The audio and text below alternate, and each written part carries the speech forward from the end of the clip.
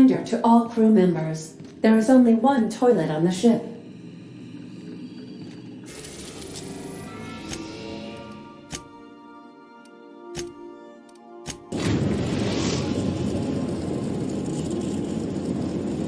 I am pleased to inform you that we have arrived at the labyrinth. Please be advised that the punishment for trespassing is execution. Please be advised that electrical storms on the surface of Tartarus make departure impossible at this time. Resident count is as follows: 3,071. Resident deaths, including but not limited to executions, are as follows: 1,684. Resident escapes are as follows: 0. The interior can be chilly. Take a scarf with you, Captain. I would also ask that you leave your captain's ID with me, in the event that you do not return.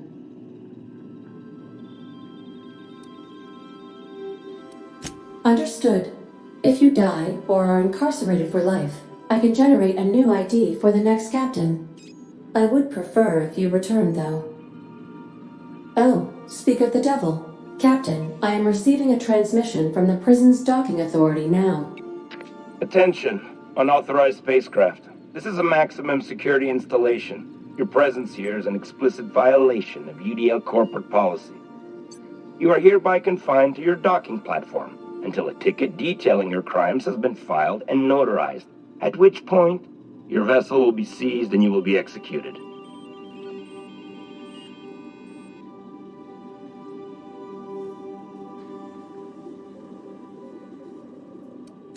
I wager it'll take a bit longer than it takes you to lose your patience and storm out of your ship looking to get shot. To be honest, that'd make my job a lot easier. You come out, we shoot you full of holes, and then everyone goes about their day worry-free. Except you. You'll be dead.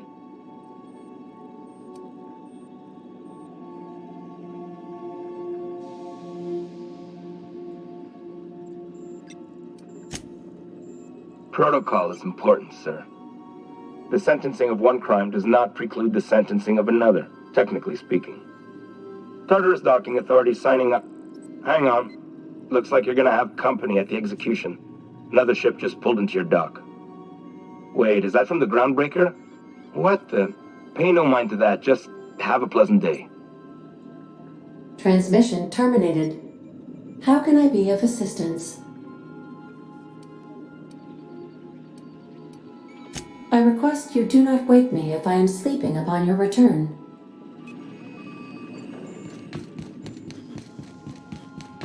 Take someone to watch your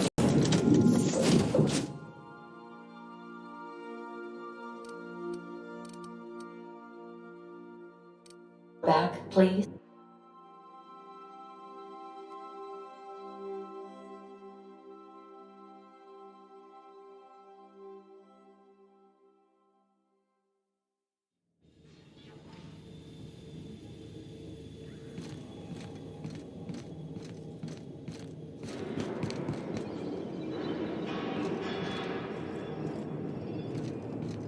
The captain did right by us once. Now it's our turn. The board will never own Groundbreaker. Not while I breathe. Push on, my guy! Nothing like a good cup.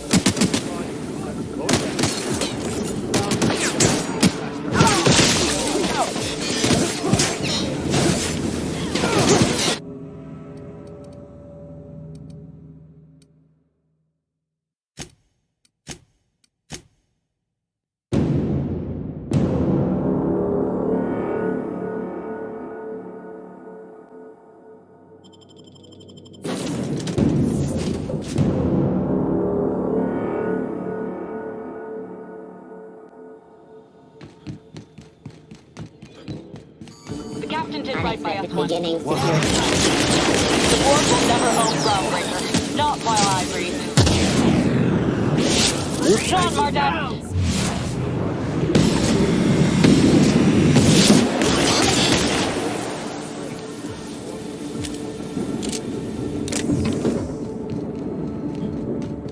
So here they come.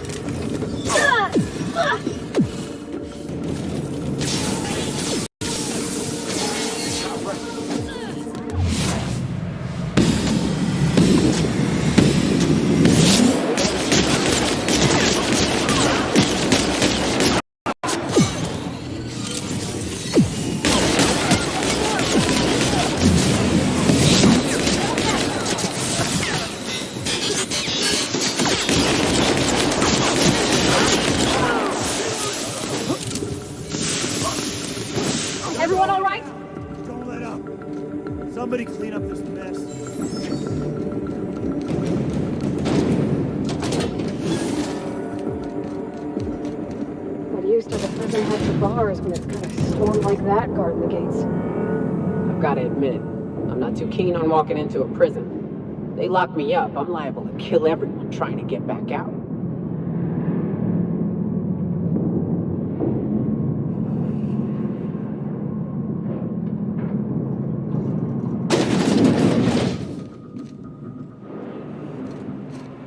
Whew.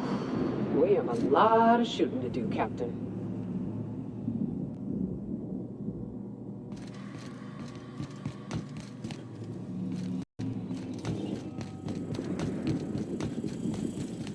Incoming, Captain!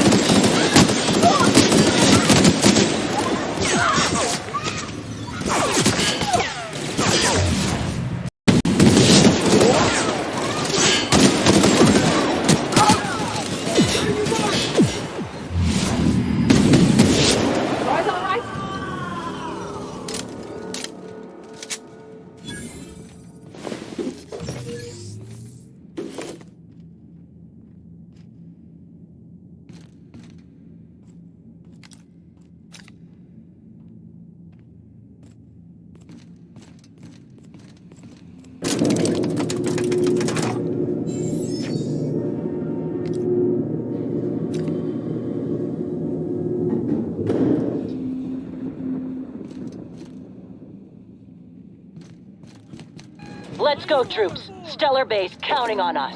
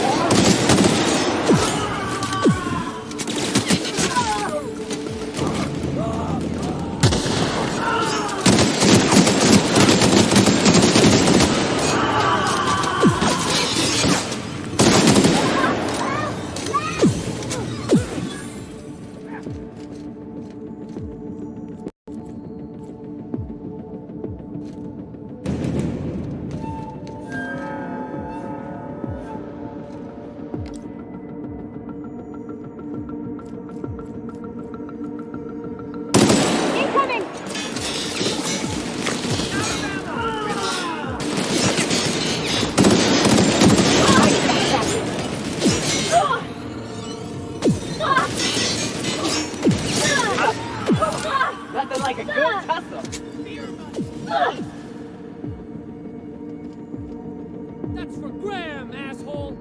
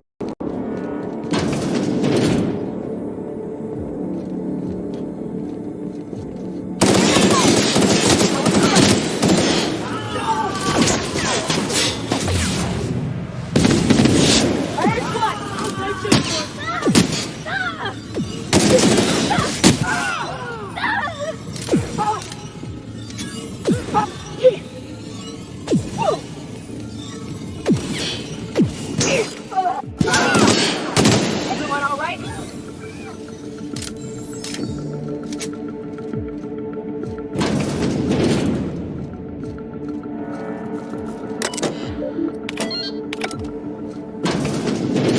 Well, look who it is. I'll be damned. I was prepping the studio for our announcement, and here you are as a bonus. I had heard you'd taken a mechanic under your wing. What's the matter, girl? Couldn't find actual employment? The captain's treated me right. Better than any of you bored folk ever have. I'm exactly where I want to be. Ah, I knew I smelled Monarch when you lot walked in. The stench of sulfur, depression, and desperate was unmistakable. Keep talking, and you'll be smelling iron. Ain't nobody so important I won't put a bullet in. When you go off and get yourself shot, try to avoid taking one to the face. I'll want it recognizable to show to my citizens.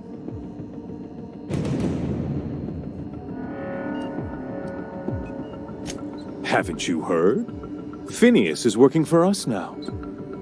It took some doing, but employing an efficient management strategy of putting our guns to his head seems to have done the trick.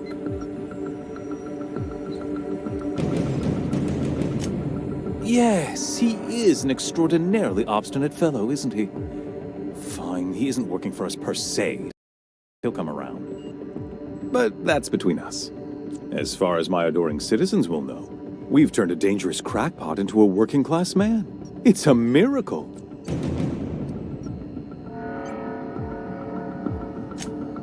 Oh yes, go on, wake them up, add more mouths to feed. That'll solve our starvation problems. I don't know what half-baked plans that simpleton in a lab coat has been leading you through, but it's done. It's over. Let me ask you something, Captain. Have you at any point thought about not fucking up our entire society? We're helping, which is more than you can say. I'm making actual progress towards stabilization and recovery. You're just getting in the way.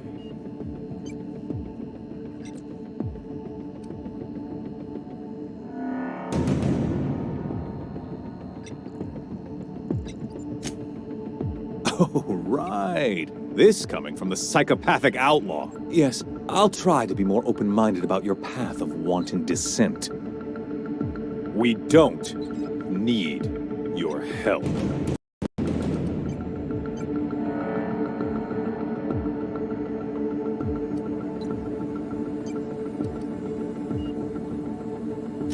We'll have to agree to disagree on that one, Captain.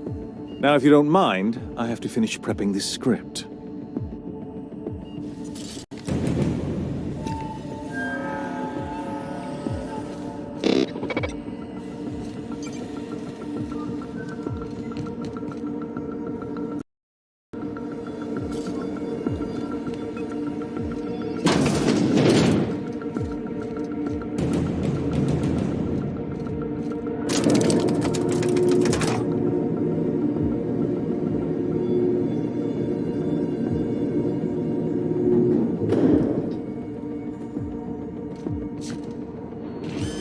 All right, MSI. I'm not one for outreach speeches, but the captain needs our help. So get in there and fight! Wait for company ammo. And stay down. No pressure!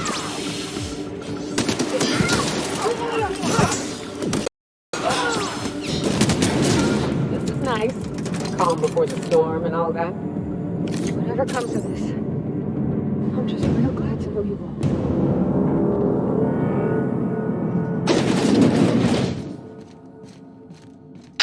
Captain, you have an uncanny talent for complicating my life. You've been working with Dr. Wells from the beginning. When we moved to arrest him, he was prepared. I lost good soldiers in the attempt. You've disrupted the balance of power. You've upset the natural order of things. You've introduced uncertainty, and there is nothing I despise more than uncertainty.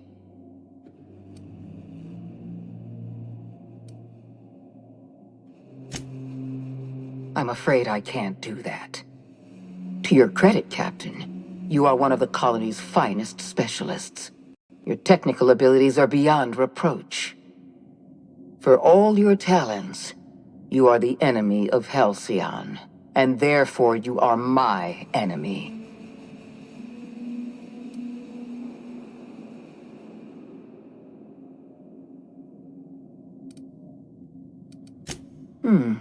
You make a nuanced and compelling argument.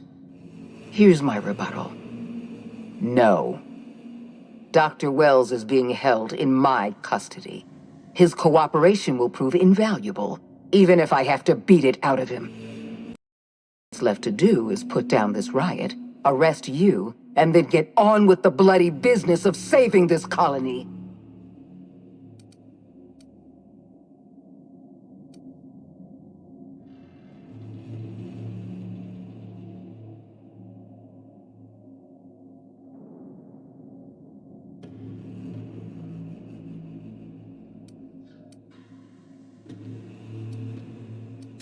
I'm aware of your propensity for violence.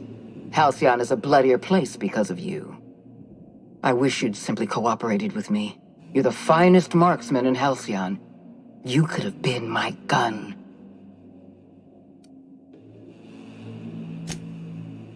Fair enough. I'm giving you exactly one chance to parley with me.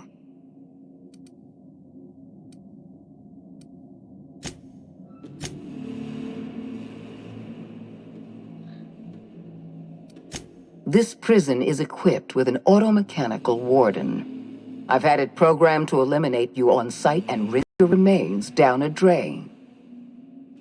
And don't worry, I will inform Dr. Wells that you died heroically or something.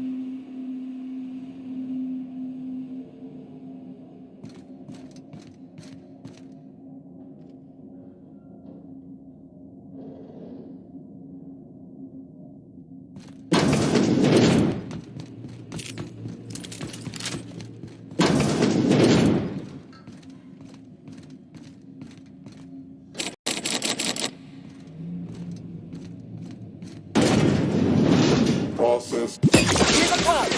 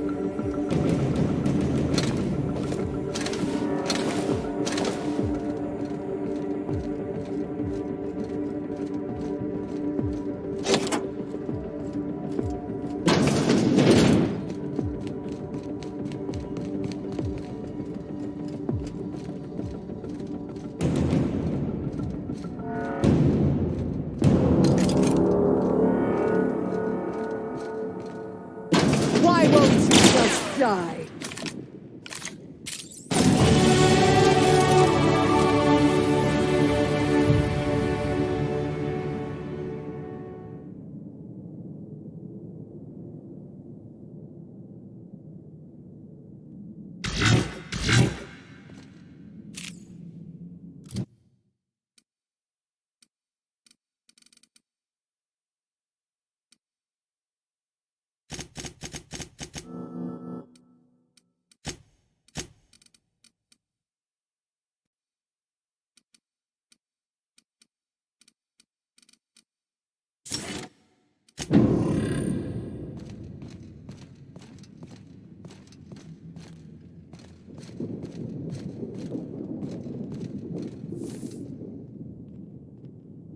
Get me out of here!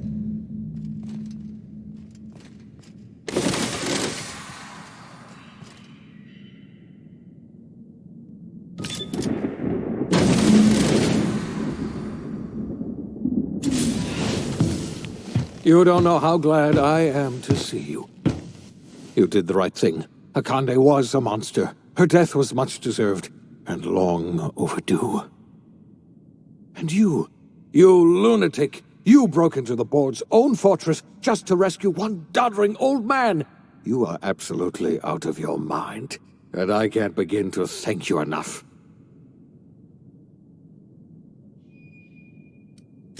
I'm all right, thanks to you. Akande wanted my cooperation. I'm quite sure she would have beaten it out of me if you hadn't arrived. You've broken the board's stranglehold on this colony, and you saved my life. But there's still so much we have yet to accomplish. You and I are going to have to work harder than ever to save Halcyon.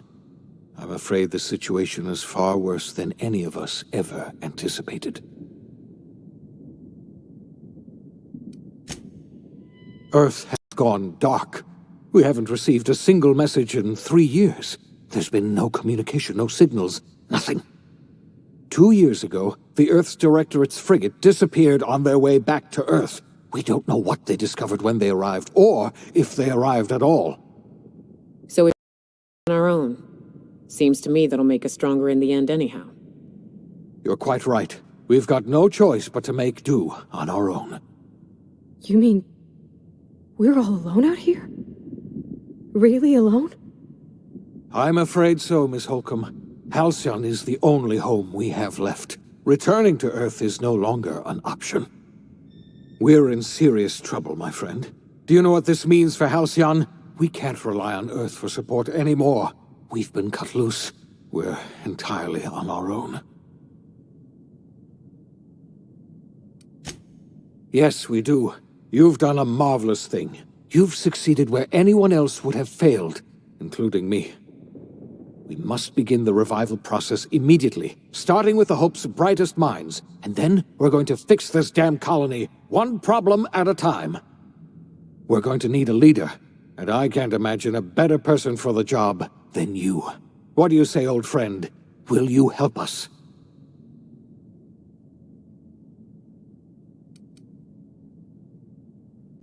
When I revived you, I thought you were going to help me save this colony. I was wrong.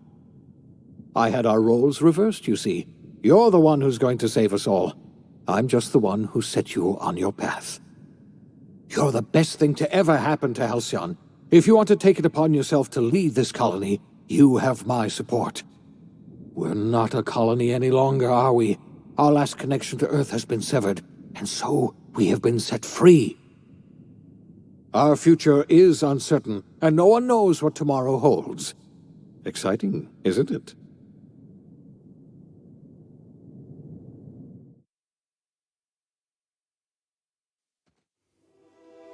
The OSI teaches that everything in the universe happens according to the grand plan.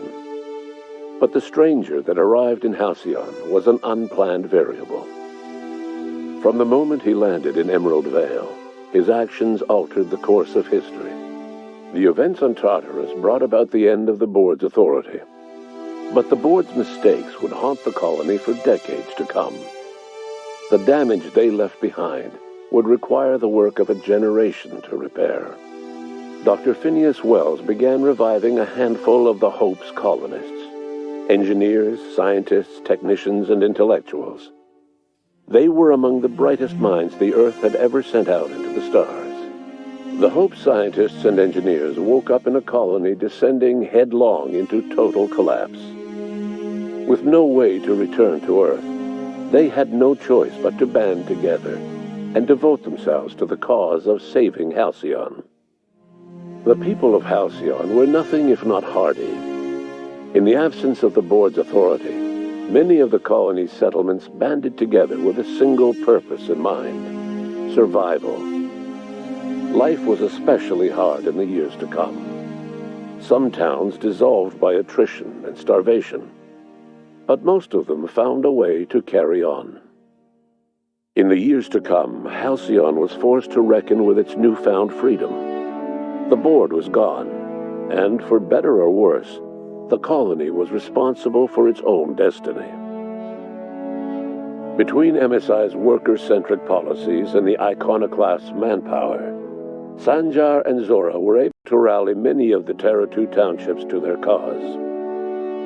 MSI's workforce swelled, and the iconoclasts enjoyed a significant surge in their ranks. The board was too distracted by infighting and internal politics to stop MSI from becoming a powerful corporation and a refuge for townships that might have fallen through the cracks. Consumed by paranoia, Lilia Hagen took Sublight Salvage in a controversial direction, openly accusing board officials of an extraterrestrial conspiracy. One day, an accident at the Groundbreaker's docking bay silenced her forever.